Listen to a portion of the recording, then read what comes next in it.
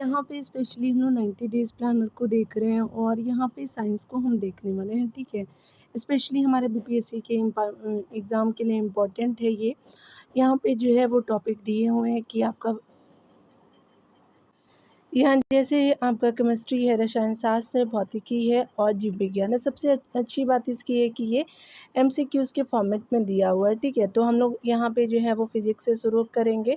जितनी जो है वीडियो बनेगी फिज़िक्स की मैं बनाऊँगी, उसके बाद जो है आपका केमिस्ट्री रहेगा और बायोलॉजी आपका जो है लास्ट में आपका देखने को मिलेगा, ठीक है? तो चलिए हम लोग 90 डेज़ की सीरीज़ को जो है परफेक्शन आईए से हम लोग साइंस सेक्शन को कवर कर रहे हैं। बहुत ही इम्पोर्टेंट है, यहाँ पे हम देखने वाले हैं ध्वनि और गुरुत्वाकर्षण को, ठीक है? अगर आप बीपीएससी ट्री भी देने जाने वाले हैं तो आप एक बार इसको ज़रूर देख के जाइएगा, ठीक है? यहाँ पे पहले प्रश्न में बताया जा रहा है कि नम आपका हवा में ध्वनि का वेग शुष्क हवा की तुलना में अधिक होता है। क्योंकि नम हवा में क्या होती है, तो ये स्पेशली आपका शुष्क हवा की तुलना में कम घनत्व होता है, तो इसलिए जो है वो आपका ज़्यादा होता है आपका नम हवा में आपका ध्वनि। तो सी सही हो जाएगा, ठीक है? डिटेल को देखते हैं। यहाँ पे बताया जा रहा है कि नम हवा में जो है ध्वनि का वेग शुष्क हवा की तुलना में अधिक होता है, क्योंकि नम हवा में आपका शुष्क हवा की तुलना में कम घनत्व होता है। तापमान में जो है वृद्धि के साथ जो है ध्वनि का वेग बढ़ता है। ठोस में ज़्यादा होते हैं, उसके बाद जो है द्रव्य में, गैस में उससे कम होते हैं। ध्वनि का वेग इस क्रम में जो है वो घटते जाता है, ठीक है? ठोस आपका सॉलिड, लिक्विड, गैस में आपका जो है कम होते जाता है। अगर बात करें हर्ट्ज़ किसकी इकाई है, तो आवृत्ति की इकाई है, तो ये बिल्कुल सत्य हो जाएगा डियर। यहाँ पे बताया जा रहा है कि हर्ट्ज़ आवृत्ति की जो है वो आपका इकाई है, आवृत्ति है ये। वाट आपका प्रति वर्ग मीटर जो है तीव्रता की है, तो वाट प्रति जो है वो वर्ग मीटर तीव्रता की है। मीटर जो है वो तरंग दैर्घ्य की हो जाएगी, ठीक है? तो आपने तीनों को देख लिया। यहाँ पे ध्वनि आपका जो है प्रदूषण जो है स्तर की इकाई आपका है, तो ये स्पेशली आपका जो साउंड लेवल को आपका इकाई है तो डेसिबल होता है, तो ये बिल्कुल सत्य हो जाएगा। बताया जा रहा है कि ध्वनि यानी प्रदूषण स्तर की इकाई जो है डेसिबल यानी डीबी है। ध्वनि आपका श्रव्य ध्वनि की सुरक्षित सीमा जो है वो 20 डीबी से लेकर के 120 डीबी है, ठीक है? पीपीएम यानी प्रति मिलियन भाग एक जो है इकाई है, जिसका उपयोग किसी आपको पदार्थ की बड़े घोल में बहुत कम सांद्रण का आपका वर्णन करने के लिए किया जाता है, ठीक है? डेसिबल क्या है, तो एक तरह का आपका ध्वनि स्तर का पैमाना है। डेसिबल ध्वनि स्तर का एक पैमाना है। 2 आपका लगातार संपीड़न के जो है बीच या 2 आपका लगातार दुर्लभ अंशों के बीच की दूरी को जो है ध्वनि आपका तरंग की तरंग दैर्घ्य कहा जाता है। कई आवृत्तियों के जो है मिश्रण वाले ध्वनि को ध्वनि आपका तरंग का आपका नोट कहा जाता है। टोन जो है एकल आपका जो है वो आवृत्ति की एक ध्वनि है, ठीक है? यहाँ पे बताया जा रहा है कि आवासीय क्षेत्र में दिन के समय अनुमेय आपका शोर स्तर है, तो 55 डीबी है, तो बी बिल्कुल सत्य हो जाएगा। दिन के समय आवासीय क्षेत्र में अनुमेय स्तर आपका जो है वो 55 डीबी है। रात के समय आवासीय क्षेत्र में अनुमेय आपका स्तर 45 डीबी होता है और औद्योगिक क्षेत्र में अनुमेय आपका जो है सीमा दिन के समय जो है वो 75 डीबी होता है और रात के समय 70 आपका डेसिबल होता है, ठीक है? अल्ट्रासोनिक जो है वो आपका ध्वनि की जो आवृत्ति की सीमा होती है, तो स्पेशली आपका तो यहाँ जो है 20 किलोहर्ट्ज़ से अधिक हो जाएगा, तो ये बिल्कुल सत्य हो जाएगा डियर। आगे चलते देखते हैं। यहाँ पे बताया जा रहा है कि अल्ट्रासोनिक तरंग की आवृत्ति की सीमा 20 किलोहर्ट्ज़ से अधिक है। अल्ट्रासोनिक ध्वनि जो है तरंगें मानव कान को सुनाई नहीं देती है। डॉल्फिन हो गए, चमगादड़ जैसे जो है वो जानवर जीवित रहने की अल्ट्रासोनिक तरंगों पर निर्भर करते हैं। चमगादड़ ऐसी आवाज़ें निकालते हैं जिसकी आवृत्ति अल्ट्रा जो है वो साउंड की होती है, ठीक है? यहाँ पे बताया जा रहा है कि निम्नलिखित में से किस आवृत्ति यानी रेंज में मानव कान ध्वनि के कंपन की संवेदनशीलता आपका जो है महसूस करता है, तो ये जो है वो 20 से 20,000 हर्ट्ज़ तक महसूस करता है, तो डी हो जाएगा। मानव कान जो है 20 हर्ट्ज़ से जो है वो 20,000 हर्ट्ज़ की रेंज में ध्वनि के कंपन की संवेदनशीलता आपका महसूस करता है, ठीक है? अल्ट्रासोनिक तरंग की आवृत्ति की रेंज जो है 20 आपका किलोहर्ट्ज़ से अधिक है। अल्ट्रासोनिक जो है ध्वनि तरंगें मानव कान को सुनाई नहीं देती है, ठीक है? यहाँ पे बताया जा रहा है कि निम्नलिखित में से किसका जो है ध्वनि के वेग पर कोई प्रभाव नहीं पड़ता है, तो दबाव का नहीं पड़ता, तो ये बिल्कुल सत्य हो जाएगा। तापमान, घनत्व, आर्द्रता का पड़ता है, दबाव का नहीं पड़ता है। ध्वनि का वेग जो है दबाव पे निर्भर नहीं करता है। तापमान में वृद्धि के साथ ध्वनि का वेग बढ़ता है। गुणवत्ता में वृद्धि के साथ ध्वनि का वेग जो है बढ़ता है, घनत्व में वृद्धि के साथ जो है ध्वनि का वेग घटता है, ठीक है। ध्वनि किससे होकर के आपका नहीं गुजर सकती है, तो आपका वैक्यूम यानी निर्वात से होकर नहीं गुजर सकते, तो डी बिल्कुल सही हो जाएगा। ध्वनि वैक्यूम से होकर के आपका नहीं गुजर सकती है। ध्वनि एक भौतिक या यांत्रिक तरंग है, इसलिए ध्वनि तरंग के संचरण के लिए जो है माध्यम आवश्यक है। ध्वनि तरंग एक अनुदैर्ध्य तरंग है, ठीक है। यहाँ पे बताया जा रहा है कि निम्नलिखित में से किस माध्यम में जो है वो ध्वनि की गति अधिकतम होती है, तो स्टील माध्यम में होती है, तो ये बिल्कुल सत्य हो जाएगा। स्टील यानी स्टील, पानी, हवा, वैक्यूम में जो है ध्वनि की गति, ठोस उसके बाद जो है द्रव आपका गैस में ध्वनि की गति, सघन पदार्थ में ध्वनि की गति कम आपका होती है, तो ध्वनि की गति कम होती है। ध्वनि की गति माध्यम की आपका लोच पर निर्भर करती है, ठीक है। यहाँ पे बताया जा रहा है कि निम्नलिखित में से जो है कि इस माध्यम में ध्वनि की गति जो है तुलनात्मक रूप से अधिक होगी, तो लोहे की छड़ में, तो बी बिल्कुल सत्य हो जाएगा। ध्वनि की गति आपका विभिन्न माध्यमों में यानी जो है लोहे की छड़ में, उसके बाद पानी में, भाप में और कार्बन डाइऑक्साइड में। लोहे की छड़ में ध्वनि की गति जो है 5100 आपका 20 मीटर प्रति सेकेंड है। पानी में ध्वनि की गति जो है 1480 मीटर प्रति सेकेंड है। भाप में जो है 100 आपका डिग्री सेल्सियस में आपका जो है ध्वनि की गति कितनी है, तो स्पेशली आपका जो है 777.5 मीटर प्रति सेकेंड हो जाएगा भाप में। कार्बन डाइऑक्साइड में जो है वो क्या हो जाएगा, तो कार्बन डाइऑक्साइड में ध्वनि की गति जो है 280 मीटर प्रति सेकेंड हो जाएगा, यानी जो है वो आपका 51 डिग्री सेल्सियस में। ध्वनि की पिच किस पे निर्भर आपका जो है करती है, तो स्पेशली आवृत्ति पे करती है, तो ये बिल्कुल सत्य हो जाएगा। अब ध्वनि की जो है पिच आपका आवृत्ति पर निर्भर करती है। ध्वनि आपका तरंग की आवृत्ति स्रोत द्वारा जो है तय की जाती है, इसलिए यदि आपका माध्यम बदलता है तो आवृत्ति नहीं बदलती है। तेज दोलन अधिक आपका आवृत्ति देता है, अधिक आवृत्ति का अर्थ है उच्च पिच या तीखी ध्वनि, ठीक है। कान जो है वो मानव कान 20 हर्ट्ज से जो है वो आपका 20 हर्ट्ज से जो है 20 किलो हर्ट्ज की सीमा में जो है ध्वनि सुन सकता है हमारा मानव कान। वायुमंडल में तापमान में परिवर्तन के साथ जो है वो ध्वनि तरंग की कौन सी चरित्र बदलता है, तो स्पेशली अब तरंग दर बदलता है, तो सी बिल्कुल सत्य हो जाएगा। बताया जा रहा है कि वायुमंडल में तापमान में परिवर्तन के साथ ध्वनि आपका तरंग की तरंग दर बदलती है। ध्वनि तरंग की तरंग दर ऊंचे आपका तापमान पे लंबी और निम्न तापमान पे छोटी होगी। अधिकतम आपका विस्थापन के परिणाम को जो है वो ध्वनि का आयाम कहा जाता है। ध्वनि की प्रबलता और कोमलता आयाम द्वारा तय की जाती है। चमगादड़ या डॉल्फिन अपने जो शिकार, शिकारी या अन्य आपका बाधाओं का पता लगाने में किस परिघटना का उपयोग करते हैं, तो ध्वनि का जो है वो इको आपका लोकेशन का आपका उपयोग करते हैं, तो डी हो जाएगा। यहाँ पे बताया जा रहा है कि चमगादड़ या डॉल्फिन द्वारा अपने शिकार, शिकारी एवं या जो है अन्य बाधाओं को पता लगाने में इको लोकेशन का उपयोग किया जाता है। डॉल्फिन और चमगादड़ जैसे जो जानवर जीवित आपका रहने के लिए अल्ट्रासाउंड तरंगों पर निर्भर करते हैं। चमगादड़ ऐसी आवाज़ें निकालते हैं जिसमें अल्ट्रासाउंड की आवृत्ति होती है।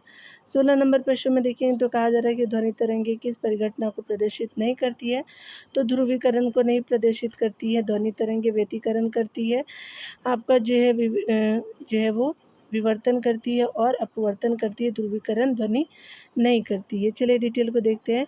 ध्वनि तरंगे ध्रुवीकरण की परिघटना को प्रदर्शित नहीं करती है। जब अलग अलग स्रोतों से दो या दो से अधिक आपका ध्वनि तरंगे एक ही आपके समय में मौजूद होती हैं, तो वे एक दूसरे के साथ मिलकर के एक नई ध्वनि उत्पन्न करती है। नई जो है वो तरंगे अलग सभी जो है वो अलग अलग तरंगों का योग होती है। तरंग जो है वो परस्पर क्रिया को व्यतिकरण आपका कहा जाता है। वह जो है वो क्षेत्र जहाँ आपका ध्वनि जो है वो अधिक तेज होती है। संपोषी व्यतिकरण वह आपका क्षेत्र जहाँ ध्वनि और भी शांत होती है, विनाशी व्यतिकरण कहते हैं, ठीक है। यहाँ पे बताया जा रहा है कि विवर्तन किसी वस्तु के चारों ओर जो है वो ध्वनि या ध्वनि तरंगों को झुकना और फैलना है। ध्वनि का विवर्तन तब होता है जब ध्वनि आपका तरंगे किसी खुले दरवाजे के चारों ओर मुड़ती है और कमरे में प्रवेश करती है। अपवर्तन में तरंग की जो है गति में परिवर्तन के जो है वो कारण ध्वनि तरंगों का झुकना है। आगे बताया जा रहा है कि अपवर्तन में जो है ध्वनि तरंगों का मुड़ना या फैलना अपवर्तन कहलाता है। गैस में ध्वनि का वेग आपका निर्भर करता है, तो आपका गैस का घनत्व और लोच पे निर्भर करता है, तो बी बिल्कुल सत्य हो जाएगा डी है। यहाँ पे बताया जा रहा है कि गैस में ध्वनि का वेग जो है वो गैस की घनत्व और लोच पे निर्भर करता है। जितना अधिक लोचदार माध्यम होगा ध्वनि की गति उतनी ही आपका अधिक होगी। सघन जो है वो पदार्थ में ध्वनि की गति आपका कम होती है। माध्यम के जो है दबाव में परिवर्तन ध्वनि के वेग को आपका प्रभावित नहीं करता है, ठीक है। यहाँ पे बताया जा रहा है कि जब हम कोई आपका ध्वनि सुनते हैं तो हम उसके स्रोत की पहचान कर सकते हैं। तो ध्वनि में जो है मौजूदा आपका ऊँचे आवृत्ति से तो बी बिल्कुल सत्य हो जाएगा। बताया जा रहा है कि जब हम कोई ध्वनि सुनते हैं तो हम उसके स्रोत की पहचान जो है वो ध्वनि में मौजूद ध्वनि की मूल आवृत्ति से उच्च आवृत्ति से आपका कर सकते हैं, ठीक है। ध्वनि की तीव्रता से जो है ध्वनि की प्रबलता और कोमलता तय होती है। अधिक जो है वो तीव्र ध्वनि अधिक प्रबल आपका हो प्रतीत होती है। श्रव्य आपका ध्वनि की सुरक्षित आपका सीमा 20 हर्ट्ज़ से लेकर के 20 किलोहर्ट्ज़ होती है। आगे बताया जा रहा है कि निम्नलिखित में से किस प्रकार के तरंगे दूसरों से भिन्न है। तो ये ध्वनि तरंगे भिन्न है आपका, तो आपका डी सही हो जाएगा। प्रकाश तरंगे एक्स आपका रे और रेडियो तरंग विद्युत चुम्बकीय तरंग के उदाहरण है, जबकि ध्वनि आपका तरंग यांत्रिक तरंग भौतिक तरंग है, ठीक है। तरंग आपका प्रकाश तरंग एक्स रे और रेडियो आपका तरंग अनुप्रस्थ तरंग के उदाहरण है, जबकि ध्वनि तरंग जो है अनुदैर्ध्य आपका तरंग है। विद्युत चुम्बकीय तरंग बिना किसी भौतिक आपका माध्यम के आपका चलती है, जबकि ध्वनि तरंग के संचरण के लिए भौतिक आपका माध्यम आवश्यक है। ध्वनि की प्रबलता इस पर आपका निर्भर करती है, आयाम पे निर्भर करती है, तो सी सही हो जाएगा। ध्वनि की प्रबलता आयाम पे निर्भर करती है। अधिकतम आपका विस्थापन के परिणाम को जो है आयाम कहा जाता है, ठीक है। जब आपका ध्वनि तरंग दूर आपका जाती है तो आयाम कम होता है, उसे अवमंदन आपका कहा जाता है, ठीक है। तो डिटेल को भी देखा आपने। पिच संवेदना आपका निर्भर करती है, तो आवृत्ति पे आपका निर्भर करती है। पिच संवेदना तरंग की आवृत्ति पर निर्भर करती है। उसके अलावा ध्वनि तरंग की आवृत्ति स्रोत द्वारा तय की जाती है, इसलिए यदि माध्यम बदलता है तो आवृत्ति आपके नहीं बदलती है, ठीक है। यहाँ पे बताया जा रहा है कि तेज दोलन अधिक आवृत्ति देता है। बड़ी आवृत्ति का अर्थ है ऊंचे पीछे या तीखी ध्वनि। मानव कान 20 हर्ट्ज से जो है वो 20 आपका जो है वो किलो हर्ट्ज की सीमा में ध्वनि आपका सुन सकता है, ठीक है। यहाँ पे बताया जा रहा है 22 नंबर प्रश्न में, चलिए देख लेते हैं। 22 नंबर प्रश्न में बताया जा रहा है कि यदि कोई ध्वनि वायु से आपका जल में जाती है तो अपवर्तित आपका रहने वाली मात्रा है, आवृत्ति है, तो बी बिल्कुल सत्य हो जाएगा। यदि कोई ध्वनि वायु से आपका जल में जाती है तो तरंग की आवृत्ति अपवर्तित आपका जो है अपरिवर्तित रहती है। ध्वनि तरंग की आवृत्ति ध्वनि द्वारा तय की जाती है, इसीलिए यदि माध्यम बदलता है तो आवृत्ति आपका नहीं बदलती है, ठीक है। तेज दोलन अधिक आपका आवृत्ति देता है। बड़ी आवृत्ति का अर्थ है ऊंच पीछे या तीखी ध्वनि। सोनोग्राफी में प्रयुक्त आपका तरंगे है, तो आपका अल्ट्रासोनिक तरंगे हो जाएगा, डी हो जाएगा। सोनोग्राफी में जो प्रयुक्त तरंगे जो अल्ट्रासोनिक तरंगे है। अल्ट्रासोनिक ध्वनि तरंगे मानव कान को जो है सुनाई नहीं देती है। अल्ट्रासोनिक जो है वो ध्वनि की आवृत्ति 20 किलोहर्ट्ज से अधिक होती है। अल्ट्रासोनिक ध्वनि का जो है उपयोग है सोनोग्राफी और सोनार में किया जाता है, ठीक है। प्रतिध्वनि उत्पन्न आपका होती है तो स्पेशली आपका ध्वनि के परावर्तन से होती है, तो ये बिल्कुल सत्य हो जाएगा। ध्वनि के जो है परावर्तन के कारण प्रतिध्वनि उत्पन्न होती है। प्रतिध्वनि तब सुनाई देती है जब ध्वनि तरंग 0.1 सेकेंड के अंतराल के बाद वापस आएगी। ध्वनि की अनुभूति हमारे कान में लगभग जो है 0.1 सेकेंड तक बनी रहती है। प्रतिध्वनि सुनने के लिए पर्यवेक्षक और परावर्तक के बीच न्यूनतम दूरी 17.2 मीटर होनी चाहिए, ठीक है। सोनार किस सिद्धांत पे आधारित है, तो प्रतिध्वनि पे आधारित है, तो ये बिल्कुल सत्य हो जाएगा। सोनार जो है प्रतिध्वनि के सिद्धांत पे आधारित है। सोनार ध्वनि जो है वो तरंग यानी अल्ट्रासोनिक ध्वनि का जो है उपयोग वस्तु को उसके प्रसार की दिशा में आपका पता लगाने के लिए करता है। जब ध्वनि तरंग का आपका परावर्तन 0.1 सेकेंड के अंतराल में वापस आता है तो प्रतिध्वनि उत्पन्न होती है। प्रतिध्वनि बंद आपका स्थान में कई परावर्तक आपका वस्तुओं के साथ होती है, ठीक है। यहाँ पे बताया जा रहा है क्या कि कंपन द्वारा जो है कंपन करने वाले तार के व्यवहार का अध्ययन करने के लिए इस्तेमाल किया जाता है। चलिए देख लेते हैं। तो ये आपका सोनोमीटर हो जाएगा, तो बी बिल्कुल सत्य हो जाएगा। चलिए डिटेल को देखते डियर। यहाँ पे बताया जा रहा है कि सोनोमीटर एक आपका उपकरण है जिसका उपयोग कंपन करने वाले तार के व्यवहार का अध्ययन करने के लिए किया जाता है। हाइग्रोमीटर एक आपका उपकरण है जिसका उपयोग आपका सापेक्ष आर्द्रता को मापने के लिए किया जाता है। बैरोमीटर का उपयोग वायुमंडलीय दबाव को मापने के लिए किया जाता है। हाइड्रोमीटर का उपयोग घनत्व को मापने के लिए किया जाता है। ठीक है। डॉपलर का प्रभाव किसके लिए जो है लागू आपका होता है, तो ध्वनि तरंग के लिए होता है, तो बी बिल्कुल सत्य हो जाएगा। डॉपलर का प्रभाव ध्वनि तरंग के लिए आपका लागू होता है। डॉपलर का प्रभाव यदि तरंग के स्रोत और श्रोता के बीच की दूरी बदलती है तो श्रोता द्वारा सुनी गई अस्पष्ट आवृत्ति मूल आवृत्ति से भिन्न होती है। यदि स्रोत और पर्यवेक्षक करीब रहे हों तो आवृत्ति बढ़ जाएगी। यदि स्रोत और पर्यवेक्षक एक दूसरे से दूर जा रहे हैं तो आवृत्ति कम हो जाएगी। जलमग्न वस्तुओं का पता लगाने के लिए निम्नलिखित का जो है उपयोग किया जा सकता है, तो स्पेशली सोनार का उपयोग किया जा सकता है, तो बी बिल्कुल सत्य हो जाएगा। जलमग्न वस्तुओं का पता लगाने के लिए सोनार का उपयोग किया जाता है। सोनार इको लोकेशन के जो है सिद्धांत पे काम करता है। रडार एक ऐसा उपकरण है जिसका उपयोग विमान, जहाज, उसके अलावा अंतरिक्षयान, निर्देशक आपका जो है वो मिसाइल, मोटर वाहन, मौसम की जानकारी आदि का पता लगाने और ट्रैक करने के लिए आपका किया जाता है। रडार परावर्तन के सिद्धांत पे काम करता है। रडार में रेडियो तरंग का उपयोग किया जाता है। क्वासर एक अत्यंत चमकदार आपका सक्रिय गैलेक्टिक आपका नाभिक है। इसे अर्धतारकीय आपका वस्तु के जो है रूप में भी जाना जाता है। पल्सर घूमते हुए आपका न्यूट्रॉन तारे हैं जिनमें बहुत आपका नियमित अंतराल पर विकिरण के स्पंदन होते हैं जो आमतौर पर मिली सेकंड से सेकंड तक होते हैं। ठीक है।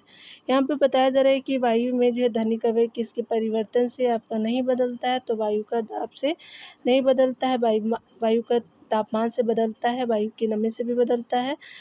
आपका वायु ध्वनि के संचरण की दिशा में भी में हवा से भी बदलता है। ठीक है। तो आपका सी से नहीं बदलेगा, दाब से नहीं बदलता है।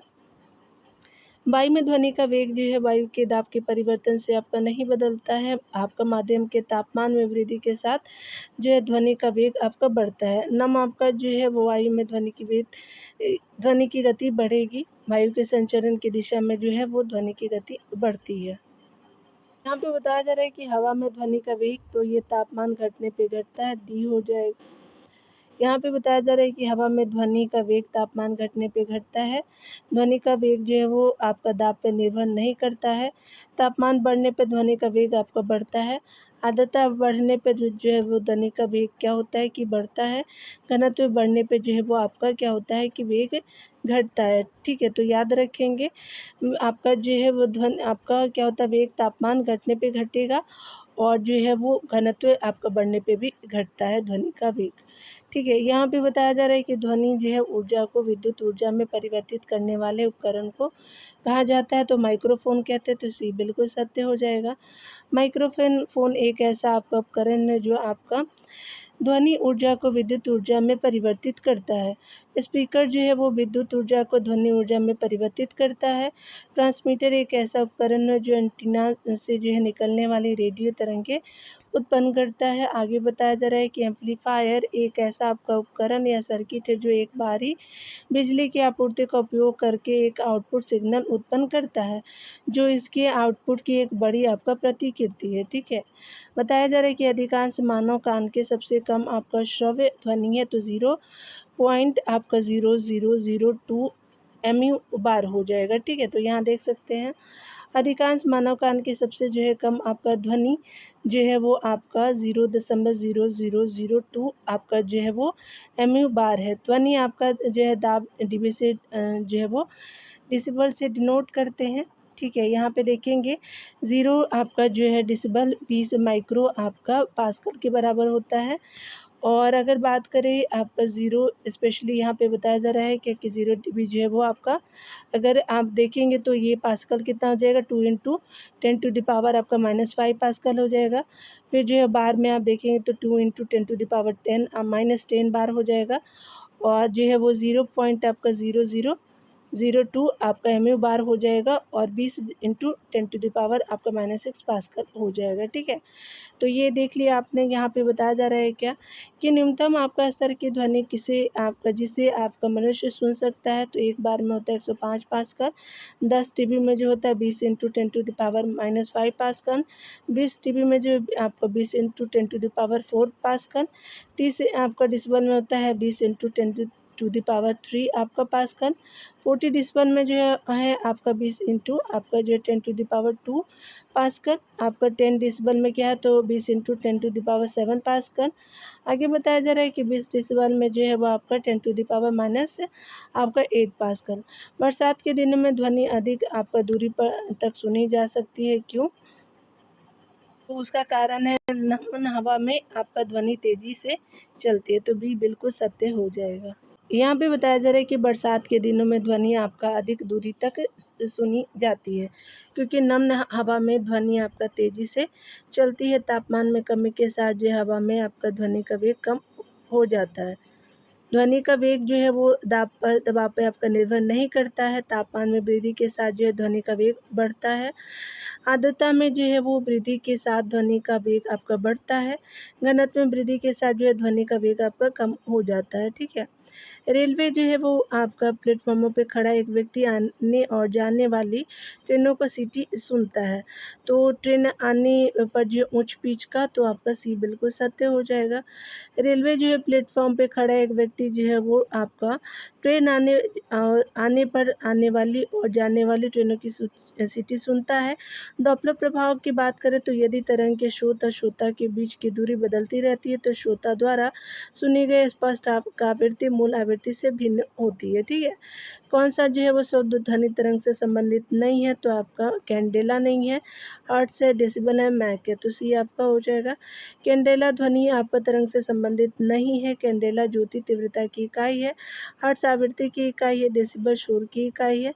मैक संख्या बराबर होता है वस्तु की गति बटा आपका जो है वो ध्वनि की गति हो जाएगा, ठीक है। तो आप देख सकते हैं कि आपका जो है वो सबसोनिक सुपरसोनिक, तो आपका जो है 1 आपका जो है वो यहाँ पे क्या होता है कि आपका m इक्वल टू क्या होता है, तो m जो है वो सोनिक होते हैं। m1 जो है वो सोनिक हो जाएंगे, तो m से ग्रेटर हो जाएगा, 1 इज ग्रेटर देन आपका सोनिक हो जाएगा, यानी m मैक हो जाएगा। ये m जो है मैक है। सुपर सोनिक में क्या होता है, तो आपका जो है मैक जो है वो ग्रेटर देन 1 हो जाता है, और हाइपरसोनिक जो है मैक ग्रेटर देन 5 हो जाता है, ठीक है। तो याद रखेंगे। यहाँ पे बताया जा रहा है कि आपका चांद पर आपका एक बम फटता है। आप पृथ्वी पर इसकी ध्वनि बाद में सुनेंगे।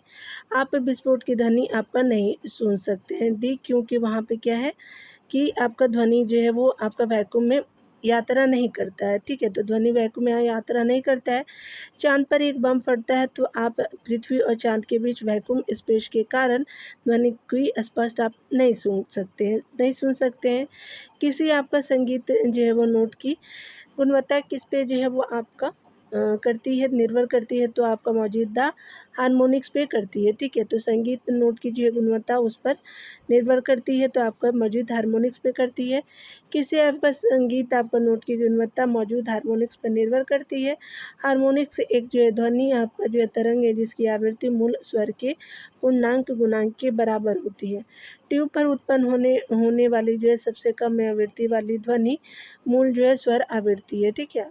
यहाँ पे बताया जा रहा है कि हाइड्रोस्कोप एक ऐसा उपकरण है आपका जो जिसमें परिवर्तन दिखता है पानी के नीचे ध्वनि से, तो ये बिल्कुल सत्य हो जाएगा। हाइड्रोस्कोप एक ऐसा आपका उपकरण है जो पानी के नीचे ध्वनि में परिवर्तन दिखता है। हाइग्रोमीटर एक ऐसा उपकरण है जिसका उपयोग जो है वायुमंडलीय आर्द्रता को मापने के लिए किया जाता है। हाइड्रोमीटर एक जो है ऐसा उपकरण है जिसका उपयोग तरल के घनत्व को मापने के लिए किया जाता है। अल्टीमीटर एक ऐसा उपकरण है जिसका उपयोग जो भूमि की ऊंचाई को मापने के लिए किया जाता है, ठीक है। ध्वनि की तीव्रता की एसआई है तो स्पेशली आपका वाट प्रति वर्ग मीटर हो जाएगा, तो ये बिल्कुल सत्य हो जाएगा। ध्वनि की तीव्रता की एसआई आपका जो इकाई वाट प्रति आपका वर्ग मीटर हो जाएगा। ऊर्जा घनत्व की एसआई आपका जो है वो इकाई जूल प्रति वर्ग मीटर हो जाएगा। दबाव की एसआई इकाई जो है वो न्यूटन प्रति वर्ग मीटर हो जाएगा। टेस्ला चुंबकीय आपका जो है टेस्ला चुंबकीय क्षेत्र की तीव्रता की एसआई इकाई है, ठीक है। महिला की आवाज़ तीखी होती है क्योंकि जो है उच्च आवृत्ति की वजह से, तो बी बिल्कुल सत्य हो जाएगा। महिला की आवाज़ जो है तीखी होती है क्योंकि उनकी जो है आवृत्ति अधिक होती है। ध्वनि की जो है वो पिच आवृत्ति पर निर्भर करती है। ध्वनि तरंग की जो है आवृत्ति आपका श्रोत द्वारा तय की जाती है, इसलिए जो है यदि माध्यम बदलता है तो आवृत्ति आपका नहीं बदलती है। तेज आपका दोलन अधिक आवृत्ति देता है। अधिक आवृत्ति का अर्थ है उच्च पिच या तीखी ध्वनि, ठीक है। मानव कान जो है 20 हर्ट्ज से लेकर के 20 किलो हर्ट्ज की ध्वनि में जो है वो रेंज में ध्वनि सुन सकता है, ठीक है। यहाँ पे बताया जा रहा है कि यदि मैक आपका संख्या 1 है तो किसी वस्तु की गति के बराबर होगी तो ध्वनि की गति के बराबर होगी, तो सी बिल्कुल सत्य हो जाएगा। यदि मैक संख्या 1 जो है यदि मैक संख्या 1 है तो किसी वस्तु की गति ध्वनि की जो है गति बराबर होती है, तो किसी वस्तु की गति ध्वनि की गति के बराबर होगी। मैक संख्या बराबर वस्तु की गति बटा आपका ध्वनि की गति होगा। यहाँ पे देख सकते हैं कि सबसोनिक में जो है 1 ग्रेटर देन मैक हो जाएगा और सुपरसोनिक में मैक ग्रेटर देन 1 हो जाएगा और हाइपरसोनिक्स में मैक्स 5 आपका ग्रेटर हो जाएगा, ठीक है। तो आपका मैक जो है वो ग्रेटर देन 5 हो जाएगा। आवृत्ति की जो है वो आपका क्या हो जाएगा, इकाई क्या है तो हर्ट्ज हो जाएगा, तो सी बिल्कुल सत्य हो जाएगा। चलिए आगे देखते हैं। यहाँ पे सी बिल्कुल सत्य हो जाएगा। हर्ट्ज आवृत्ति की इकाई है, वाट शक्ति की इकाई है, डेसिबल आपका जो है ध्वनि की प्रबलता की इकाई है, न्यूटन बल की इकाई है, ठीक है। यहाँ पे बताया जा रहा है कि 20 हर्ट्ज से कम आवृत्ति की जो ध्वनि को कहा जाता है तो इंफ्रासोनिक ध्वनि कहते हैं, तो ये बिल्कुल सत्य हो जाएगा। 20 हर्ट्ज से जो है कम ध्वनि आवृत्ति की ध्वनि को इंफ्रासोनिक आपका ध्वनि यानी अब जब आपका ध्वनि कहा जाता है। 20 किलो हर्ट्ज से अधिक जो है आवृत्ति की ध्वनि को अल्ट्रासोनिक ध्वनि कहा जाता है। आगे बताया जा रहा है कि प्रतिध्वनि सुनने के लिए जो न्यूनतम दूरी आपका मीटर में कितनी होनी चाहिए, तो 17 आपका जो है मीटर होनी चाहिए, ठीक है। यहाँ पे बताया जा रहा है कि 17 मीटर प्रतिध्वनि सुनने के लिए आवश्यक न्यूनतम दूरी है। प्रतिध्वनि आपका ध्वनि के परावर्तन के कारण उत्पन्न होती है। प्रतिध्वनि आपका तब सुनाई देगा जब आपका ध्वनि तरंग 0.1 सेकेंड के अंतराल के बाद वापस आएगी। ध्वनि की अनुभूति हमारे कान में जो है वो लगभग 0.1 सेकेंड तक बनी रहती है। प्रतिध्वनि सुनने के लिए पर्यवेक्षक और परावर्तक के बीच न्यूनतम आपका दूरी 17.2 मीटर होनी चाहिए। निम्नलिखित में से जो है कौन आपका ध्वनि की पिच निर्धारित करती है, तो आपका आवृत्ति करती है, तो बी बिल्कुल सत्य हो जाएगा। आवृत्ति जो है वो आपका ध्वनि की पिच निर्धारित करती है। ध्वनि की पिच आवृत्ति पर निर्भर करती है। ध्वनि जो है तरंग की आवृत्ति स्रोत द्वारा तय की जाती है, इसलिए यदि माध्यम बदलता है तो आवृत्ति नहीं बदलती है। तेज दोलन अधिक आवृत्ति देता है। अधिक आवृत्ति का अर्थ है उच्च पिच या तीखी ध्वनि, ठीक है। मानव कान जो है 20 की हर्ट्ज से जो है 20 किलो हर्ट्ज की सीमा में ध्वनि सुन सकता है। मनुष्य द्वारा ध्वनि की सामान्य और अधिकतम सहन सीमा कितनी है, तो आपका 60 जो डेसिबल से 80 डेसिबल तक है सहन सीमा, ठीक है। यहाँ पे बताया जा रहा है कि मनुष्य द्वारा ध्वनि के सामान्य और जो है अधिकतम आपका जो है वो सहन सीमा की बात करें तो ये जो है वो 60 डेसिबल से 80 डेसिबल हो जाएगी। दिन के समय आवासीय क्षेत्र में स्वीकार्य शोर आपका जो है स्तर 55 डेसिबल है। रात के समय आवासीय क्षेत्र में स्वीकार्य शोर जो है 45 डेसिबल है। औद्योगिक क्षेत्र में स्वीकार्य सीमा आपका दिन के समय 75 डेसिबल और रात के समय 70 डेसिबल हो जाएगा, ठीक है। चलिए आगे देखते हैं डियर। यहाँ जो है वो गुरुत्वाकर्षण को देखेंगे, चलिए देख लेते हैं। यहाँ पे बताया जा रहा है गुरुत्वाकर्षण के बारे में। तो निम्नलिखित में से कौन सा है आपका जो है मूल बल है, तो स्पेशली आपको उपयुक्त सभी हो जाएगा। तो गुरुत्वाकर्षण बल भी है, इलेक्ट्रोस्टैटिक्स बल भी है, परमाणु बल भी है, तो आपका डी बिल्कुल सत्य हो जाएगा। हमारी जो है वो प्रकृति में 4 आपका मूल बल मौजूद है, गुरुत्वाकर्षण बल, इलेक्ट्रोस्टैटिक्स बल, कमजोर परमाणु बल और मजबूत परमाणु बल। मजबूत परमाणु बल की ताकत जो है कमजोर परमाणु बल, इलेक्ट्रोस्टैटिक्स बल और गुरुत्वाकर्षण बल की जो है हो जाएगा, ठीक है। यहाँ पे गुरुत्वाकर्षण बल किसके जो है वो कारण विकसित होता है, तो आपका जो द्रव्यमान के कारण विकसित होता है, तो बी बिल्कुल सत्य हो जाएगा। गुरुत्वाकर्षण बल द्रव्यमान के कारण विकसित होता है। द्रव्यमान आपका जड़त्वीय प्रभाव दिखाने वाली सामग्री की अंतर्निहित विशेषता है। गुरुत्वाकर्षण बल एक जो है वो दुर्बल आपका मूलभूत क्षेत्र बल है। गुरुत्वाकर्षण बल जो है केवल द्रव्यमानों के बीच आपका कार्य करता है, ठीक है। सभी ग्रह जो है वो दीर्घवृत्त की एक जो है नाभि पे सूर्य के साथ अंडाकार कक्षा में घूमते हैं। आपका जो घूमते हैं नियम क्या है, तो ये केपलर का पहला नियम से जानते हैं, तो ये बिल्कुल सत्य हो जाएगा। बताया जा रहा है कि सभी ग्रह जो है वो दीर्घवृत्त की एक नाभि पे सूर्य के साथ अंडाकार कक्षा में घूमते हैं, केपलर का पहला नियम बताता है। केपलर के पहले नियम को जो कक्षा के नियम के रूप में भी जाना जाता है। सूर्य के चारों ओर आपका ग्रहों का क्षेत्रीय आपका वेग स्थिर रहता है, केपलर का आपका दूसरा नियम है। आगे बताया जा रहा है कि समय का वेग जो है वो समय का वर्ग आपका जो है सूर्य और ग्रह के बीच की दूरी के जो है घन के आपका समानुपाती होता है, केपलर का तीसरा नियम है। दो द्रव्यमानों के बीच गुरुत्वाकर्षण बल द्रव्यमानों के गुणनफल के समानुपाती होता है और दोनों द्रव्यमानों के बीच की जो है आपका दूरी के वर्ग के व्युत्क्रमानुपाती होता है। न्यूटन का जो है वो गुरुत्वाकर्षण का नियम बताता है। ठीक है, यहाँ केपलर का दूसरा आपका नियम जिसे जो है इस नाम से भी जाना जाता है, तो ग्रहों की क्षेत्र का नियम के नाम से जानते हैं, तो बी बिल्कुल सत्य हो जाएगा। अनुभव की बात करें तो केपलर का जो है वो दूसरा ग्रहों का क्षेत्र का नियम भी कहा जाता है। आपका जो है केपलर का दूसरा आपका नियम कहता है कि सूर्य के चारों ओर ग्रहों का क्षेत्रीय वेग स्थिर रहता है। केपलर का पहला नियम आपका जो है कक्षा का नियम भी कहलाता है। केपलर का तीसरा आपका नियम आवर्त एवं जो है समय अवधि का नियम भी कहलाता है। ठीक है, तो आपने देख लिया। यहाँ सी 5वां नंबर बताया जा रहा है कि केपलर का जो है दूसरा नियम किस सिद्धांत पे आधारित है, तो कोणीय आपस संवेग का संरक्षण पे आधारित है, तो सी बिल्कुल सत्य हो जाएगा। केपलर का दूसरा आपका जो है नियम कोणीय संवेग के सिद्धांत पर आधारित है।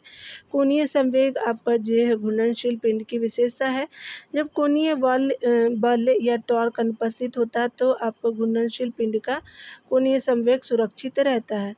ऊर्जा के संरक्षण का सिद्धांत कहता है कि ऊर्जा न तो बनाई जा सकती है और न ही नष्ट की जा सकती, यह केवल एक रूप से दूसरे रूप में परिवर्तित आपका की जाती है। ठीक है, स्थानांतरित की जाती है।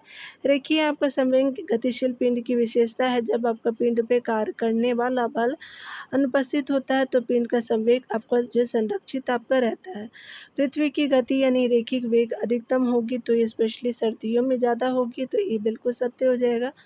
सर्दियों में जो है पृथ्वी की गति यानी रैखिक वेग जो अधिकतम हो जाती है। केपलर के दूसरे नियम के अनुसार की बात करें तो आपका जो है वो पृथ्वी का कोणीय आपका संवेग स्थिर रहता है। ठीक है, तो यहाँ पे क्या हो जाएगा, v इक्वल टू जो है वो आपका 1/r हो जाएगा। ठीक है, केपलर का तीसरा नियम जिसे इस नाम से भी जाना जाता है, तो आवर्त का समावधि का नियम के नाम से भी जानते हैं। तीसरा नियम को केपलर का सी बिल्कुल सत्य हो जाएगा। केपलर का तीसरा नियम जिसे जो है समय का नियम भी कहा जाता है। केपलर का तीसरा नियम समय का जो है वर्ग सूर्य और ग्रह के बीच की दूरी के घन के समानुपाती होता है। केपलर का पहला नियम जिसे आपका ग्रहों की कक्षा का नियम भी कहा जाता है। आगे बताया जा रहा है कि केपलर का दूसरा नियम जो है जिसे ग्रहों के क्षेत्र का नियम भी कहा जाता है। न्यूटन का गुरुत्वाकर्षण का नियम बात करें तो F इक्वल टू क्या हो जाएगा, तो m आपका इंटू m2/r स्क्वायर हो जाएगा। ठीक है, तो ये बिल्कुल सत्य हो जाएगा। बताया जा रहा है कि न्यूटन का गुरुत्वाकर्षण का नियम जो है यदि आपका द्रव्यमान m1 तथा आपका जो है m2 वाले दो आपका पिंडों के बीच दूरी r है, तो उनके बीच गुरुत्वाकर्षण बल उनके द्रव्यमानों के गुणनफल के समानुपाती तथा उनके बीच की दूरी के जो वर्ग के आपका व्युत्क्रमानुपाती होता है। ठीक है, तो देख लिया आपने, द्रव्यमानों के गुणनफल के समानुपाती और दूरी के जो है वर्ग के व्युत्क्रमानुपाती होते हैं। ठीक है, यहाँ पे देख सकते हैं, यहाँ पे बताया जा रहा है F इक्वल टू क्या हो जाएगा, m1 इंटू m2/r स्क्वायर हो जाएगा। सार्वभौमिक गुरुत्वाकर्षण स्थिरांक का मान क्या है, तो specially 6.67 into 10⁻11 Newton nm square प्रति आपका किलो आपका स्क्वायर हो जाएगा। तो यहाँ पे kg स्क्वायर हो जाएगा, nm स्क्वायर जो है वो आपका प्रति kg स्क्वायर हो जाएगा।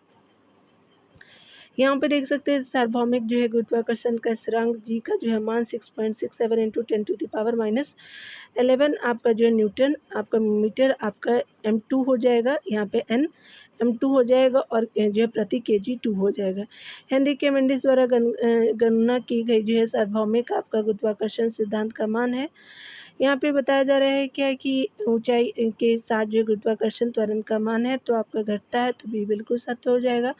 ऊंचाई के साथ जो है गुरुत्वाकर्षण त्वरण का मान घटता है जब कोई वस्तु किसी आपका निश्चित ऊंचाई से पृथ्वी की ओर आपका उच्च रूप से आपका गिरती है, तो उसका वेग बदल जाता है। वेग में यह परिवर्तन वस्तु में त्वरण उत्पन्न करता है।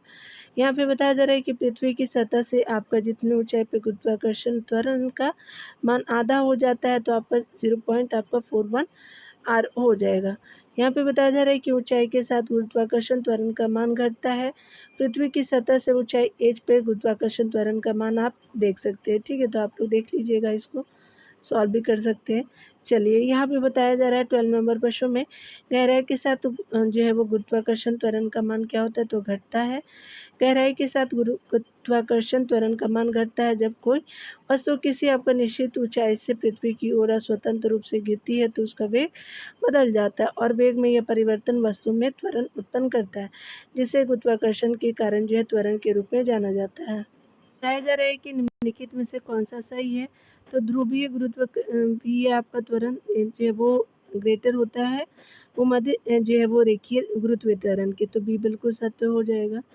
ध्रुव पर जो है गुरुत्वाकर्षण त्वरण भूमध्य आपका रेखा पर गुरुत्वाकर्षण त्वरण से अधिक होता है, क्योंकि ध्रुव पर जो है वो पृथ्वी की जो है वो त्रिज्या भूमध्य रेखा पर पृथ्वी की त्रिज्या से कम होती है। ठीक है, यहाँ पे बताया जा रहा है कि यदि पृथ्वी का जो है अपनी दूरी पे आपका घूमना बढ़ जाता है तो भूमध्य रेखा पे गुरुत्वाकर्षण के कारण त्वरण आपका कम हो जाता है, तो बी बिल्कुल सत्य हो जाएगा। बताया जा रहा है कि यदि पृथ्वी का जो है वो अपनी दूरी पे घूमना बढ़ जाता है तो भूमध्य रेखा पर गुरुत्वाकर्षण के कारण त्वरण कम हो जाता है। गुरुत्वाकर्षण त्वरण पृथ्वी की जो है कोणीय गति पर निर्भर करता है। यदि पृथ्वी की आपको कोणीय गति बढ़ जाती है तो केंद्रा पर सारक आपका बल बढ़ जाता है, जिसके जो परिणाम स्वरूप गुरुत्वाकर्षण आपका त्वरण कम हो जाता है। यहाँ पे बताया जा रहा है कि यदि पृथ्वी की जो है वो कोणीय आपका गति कम हो जाए तो आपका क्या होगा, तो आपका भूमध्य रेखा पर गुरुत्वाकर्षण के कारण त्वरण बढ़ जाएगा। ध्रुव पर गुरुत्वाकर्षण के कारण त्वरण वही रहेगा। ठीक है, तो आपका ए और बी दोनों सत्य हो जाएगा। यहाँ पे तीसरा कथन गलत है। ठीक है, बताया जा रहा है कि यदि पृथ्वी की जो कोणीय आपका गति कम हो जाए तो आपका भूमध्य रेखा पे गुरुत्वाकर्षण के कारण त्वरण बढ़ जाएगा, जबकि ध्रुवों पर गुरुत्वाकर्षण के कारण त्वरण वही रहेगा। ठीक है, जब पृथ्वी की जो है वो कोणीय आपका गति कम हो जाती है तो गुरुत्वाकर्षण त्वरण के मान के परिणाम स्वरूप केंद्र प्रसारक आपका बल का मान कम हो जाता है। ध्रुव पर गुरुत्वाकर्षण त्वरण का केंद्र प्रसारक आपका बल का कोई प्रभाव नहीं पड़ता है। ठीक है, आगे बताया जा रहा है कि यदि कोई कार आपका भूमध्य रेखा पर पश्चिम से पूरब की ओर जाती है तो कार का जो है वो भार घटेगा, तो बी हो जाएगा। यदि कोई आपका कार भूमध्य रेखा पे पश्चिम से पूर्व की ओर जा रही है तो कार का भार कम हो जाएगा, क्योंकि कार पर जो है वो आपका कार पर कार्य करने वाला केंद्र प्रसारक आपका बल बढ़ जाएगा। यदि पृथ्वी की कोणीय आपका गति बढ़ जाती है तो ध्रुव पर जो है वो पिंड का भार क्या हो जाएगा, तो ये क्या हो जाएगा कि आपका जो है वो स्पेशली जो है वही रहेगा। यानी कहने का मतलब कि पृथ्वी की कोणीय गति बढ़ जाएगी तो ध्रुव पर जो है वो पिंड का भार क्या रहेगा, वही रहेगा। ठीक है, चलिए यहाँ पे देख लेते हैं। यहाँ पे बताया जा रहा है कि यदि आपका पृथ्वी की कोणीय आपका गति बढ़ जाती है तो ध्रुव पर जो है वो पिंड का भार वही रहेगा, क्योंकि ध्रुव पर जो है गुरुत्वाकर्षण त्वरण पर पृथ्वी की कोणीय गति का कोई प्रभाव आपका नहीं पड़ता है। ठीक है, बताया जा रहा है कि यदि जो है वो पृथ्वी की कोणीय आपका गति कम हो जाती है तो भूमध्य रेखा पे जो पिंड का भार क्या होगा, तो बढ़ जाएगा। ठीक है, तो यहाँ पे सी हो जाएगा। यदि पृथ्वी की जो है वो कोणीय आपका गति कम हो जाती है तो भूमध्य रेखा पे पिंड का भार आपका बढ़ जाएगा। जब पृथ्वी की कोणीय आपका गति कम हो जाती है तो केंद्र प्रसारक आपका बल का मान कम हो जाता है और गुरुत्वाकर्षण त्वरण का मान बढ़ जाता है, जिसके परिणाम स्वरूप पिंड का जो है वो भार बढ़ जाएगा। यहाँ पे बताया जा रहा है कि वस्तु की गुरुत्वीय आपका स्थितिज ऊर्जा क्या है, तो माइनस जी जो कैपिटल एम और स्मॉल एम बटा आर हो जाएगा, तो ये बिल्कुल सही हो जाएगा। यहाँ पे बताया जा रहा है कि गुरुत्वीय आपका गुरुत्वाकर्षण स्थितिज ऊर्जा है आपका जो है वो कैपिटल जी कैपिटल एम और स्मॉल एम बटा आर हो जाएगा। ठीक है, यदि आपका द्रव्यमान आपका एम किसी जो है वस्तु को अनंत से किसी बिंदु पर लाया जाए तो उस जो है वो वस्तु में ऊर्जा संग्रहित हो जाती है। यह उस जो है वो वस्तु की आपका संभावित ऊर्जा होती है। संभावित ऊर्जा बराबर क्या होता है, आपका जो है माइनस जो है कैपिटल एम और आपका क्या हो जाएगा, स्मॉल आपका जो है कैपिटल एम हो जाएगा और स्मॉल एम हो जाएगा और बटा आर हो जाएगा। ठीक है, तो ये आपका ग्रेविटेशनल फोर्स हो जाएगा।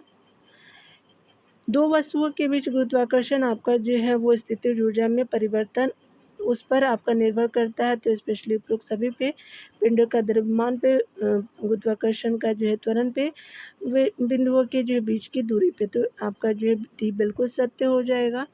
यहाँ पे बताया जा रहा है कि दो जो है बिंदुओं के बीच आपका गुरुत्वाकर्षण स्थितिज ऊर्जा में परिवर्तन पिंड के आपका द्रव्यमान, गुरुत्वाकर्षण और बिंदुओं के बीच की दूरी पे निर्भर करता है।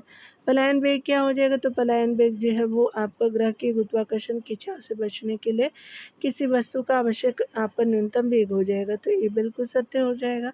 पलायन वेग किसी जो है वस्तु द्वारा ग्रह के जो है गुरुत्वाकर्षण आपका जो है खिंचाव से बचने के लिए आवश्यक न्यूनतम वेग है। पृथ्वी के लिए जो पलायन वेग 11.2 आपका किलोमीटर प्रति सेकंड हो जाएगा।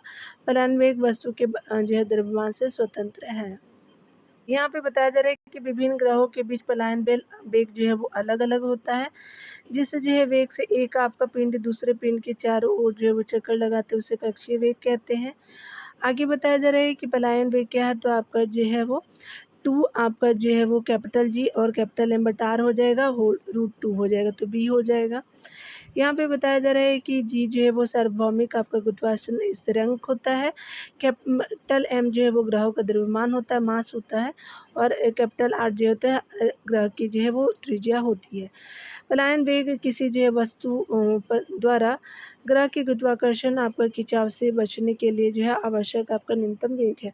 पलायन वेग पर क्या होता है? तो आपका जो है 2 आपका जो है वो कैपिटल जी और कैपिटल एम बटा आर हो जाएगा, आपका होल रूट हो जाएगा, ठीक है। तो स्पेशली 2 जी आर और कैपिटल आपका जो है वो रूट हो जाएगा, होल रूट हो जाएगा। पृथ्वी के लिए जो पलायन वेग कितने होते हैं? तो 11.2 आपका किलोमीटर प्रति सेकंड में। चंद्रमा के लिए पलायन वेग जो है 2 दशमलव आपका जो है 4 किलोमीटर प्रति सेकंड हो जाएगा। यहाँ पे बताया जा रहा है कि निम्नलिखित में से कौन सा जो है कथन गलत है? पलायन वेग जो है वो वस्तु के द्रव्यमान से स्वतंत्र, बिल्कुल सही है। विभिन्न ग्रहों के लिए पलायन वेग जो है अलग अलग होते हैं, बिल्कुल सही है।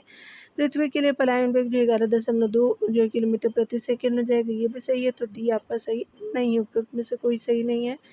किसी वस्तु द्वारा जो है ग्रह के गुरुत्वाकर्षण खिंचाव से बचने के लिए आवश्यक न्यूनतम वेग को उस वर्ग का जो पलायन वेग कहा जाता है। तो पलायन वेग बराबर क्या हो जाता है? तो 2 जी आर आपका रूट 2 हो जाएगा। पलायन वेग जो है वो वस्तु के द्रव्यमान से आपका स्वतंत्र होता है। पलायन वेग जो है वो अलग अलग आपका ग्रहों के लिए जो अलग अलग होता है। पृथ्वी की पलायन वेग जो है वो 11.2 आपका किलोमीटर प्रति सेकंड हो जाएगा। जिस आपका वेग से एक पिंड आपका दूसरे पिंड के चारों ओर घूमता है उसे कहते हैं, तो आपका कक्षीय वेग कहते हैं, तो बी हो जाएगा। यहाँ पे बताया जा रहा है कि जिस वेग से एक पिंड दूसरे पिंड के चारों ओर घूमता है उसे कक्षीय वेग कहते हैं। किसी जो है वो ग्रह के गुरुत्वाकर्षण आपका जो है खिंचाव से बचने के लिए किसी वस्तु द्वारा आवश्यक न्यूनतम वेग को उसे जो है वो ग्रह का पलायन वेग कहते हैं। कक्षीय वेग बराबर होता है आपका जो है कैपिटल जी, कैपिटल एम और आर प्लस एस हो जाएगा और रूट 2 हो जाएगा। तो ये आपका जो है रूट स्मॉल जी और आर हो जाएगा, ठीक है। विभिन्न ग्रहों के लिए कक्षीय वेग जो है अलग अलग होता है। कक्षीय वेग उपग्रह के जो है द्रव्यमान से स्वतंत्र होता है। उपग्रह है तो उपग्रह क्या हो जाएगा? उपग्रह जो है एक आपका वस्तु जो एक बड़ी वस्तु के चारों ओर घूमती है, ठीक है। तो ये सही हो जाएगा। चलिए देख लेते हैं। उपग्रह एक वस्तु है जो एक बड़ी वस्तु के चारों ओर घूमती है। उपग्रह में गुरुत्वाकर्षण पाया जाता है, लेकिन आपका केंद्रापसारक आपका त्वरण के कारण महसूस नहीं होता। पृथ्वी की सबसे जो है वो तेज उपग्रह की गति जो है 7.9 किलोमीटर प्रति सेकंड है। उपग्रह की गति जो है 7.9 किलोमीटर प्रति सेकंड से अधिक संभव नहीं है, ठीक है। यहाँ पे बताया जा रहा है कि उपग्रह के अंदर जो है वो वस्तुएं आपका भारीहीनता क्यों महसूस करती है? तो क्योंकि वस्तु पर कार्य करने वाला केंद्रापसारक बल वस्तु पर कार्य करने वाले गुरुत्वाकर्षण बल के बराबर होता है। तो सी बिल्कुल सत्य हो जाएगा। यहाँ पे बताया जा रहा है कि उपग्रह के अंदर की वस्तुएं जो है वो भारहीनता महसूस करती है, क्योंकि वस्तु पर जो है वो कार्य करने वाला केंद्रापसारक का बल वस्तु पर कार्य करने वाले गुरुत्वाकर्षण बल के बराबर होता है। उपग्रह की गति की बात करें तो आपको कैपिटल जी, कैपिटल एम और रूट आप लगा देंगे और आर प्लस एच हो जाएगा। पृथ्वी के सबसे तेज आपका जो उपग्रह की गति कितनी होती है? 7.9 किलोमीटर प्रति सेकंड हो जाएगा। उपग्रह के जो गुरुत्वाकर्षण आपका जो है वो पाया जाता है लेकिन महसूस नहीं होता क्योंकि केंद्र प्रसारक बल के कारण होता है, तो बी बिल्कुल सत्य हो जाएगा। उपग्रह में गुरुत्वाकर्षण बल आपका पाया जाता है, लेकिन उपग्रह में जो है वो कार्य करने वाले केंद्र प्रसारक बल के जो है कारण आपका जो है वो क्या होता है कि महसूस नहीं हुआ है, ठीक है। तो केंद्र प्रसारक बल के कारण महसूस नहीं हुआ। केंद्र प्रसारक बल उपग्रह पर कार्य करने वाले जो है गुरुत्वाकर्षण बल के प्रभाव को रद्द कर देता है, जिसके परिणाम स्वरूप उपग्रह या उपग्रह के अंदर का जो है वो पिंड भारीता महसूस करता है, ठीक है। यहाँ पे बताया जा रहा है कि भू-स्थिर उपग्रह का स्थान है तो विषुवतीय आपका तल में, तो ये बिल्कुल सत्य हो जाएगा। भू-स्थिर उपग्रह का जो स्थान विषुवतीय तल है। भू-स्थिर उपग्रह पृथ्वी की सतह से स्थिर दिखाई देता है। एक चक्कर आपको पूरा करने में से जो है 24 घंटे लगते हैं। भू-स्थिर उपग्रह के जो है वो घूमने की दिशा पश्चिम से पूरब की ओर होती है, ठीक है। यहाँ पे बताया जा रहा है कि यदि पिंड एक ही आपका गति से लेकिन भिन्न-भिन्न आपका दिशा में एक टावर से फेंके जाते हैं तो वे ज़मीन से टकराते हैं अलग-अलग समय पे, तो बी आपका हो जाएगा। यहाँ पे डिटेल बताया जा रहा है कि यदि दो पिंड एक ही आपका गति से लेकिन भिन्न-भिन्न दिशा में एक टावर से फेंके जाते हैं तो एक ही आपका गति से ज़मीन पे टकराते हैं लेकिन एक ही समय में नहीं, ठीक है। यहाँ पे बताया जा रहा है कि अगर बात करें हम लोग 30 नंबर प्रश्नों की, यदि दो पिंड एक आपका टावर से अलग-अलग गति से क्षैतिज रूप से फेंके जाते हैं तो पिंड एक ही समय पे अलग-अलग गति से ज़मीन पे पहुँचेगा, तो ये बिल्कुल सत्य हो जाएगा डियर। यदि दो पिंड एक आपका टावर से अलग-अलग गति से जो है वो क्षैतिज से रूप में फेंके जाते हैं तो वे एक ही समय पे अलग-अलग गति से आपका जो है वो ज़मीन पे टकराएँगे। समय तो सेम होगा, गति अलग हो जाएगा, ठीक है। तो यहाँ पे जो है वो डियर हम लोग जो है यहाँ पे देखेंगे स्पेशली यहाँ पे जो है भौतिकी को हम लोग अगले सेक्शन में देखेंगे, यहाँ पे कार्य शक्ति और ऊर्जा को। मिलते हैं अगले वीडियो में डियर, खुद का ख्याल रखिए, पढ़ते रहिए, टेक केयर डियर।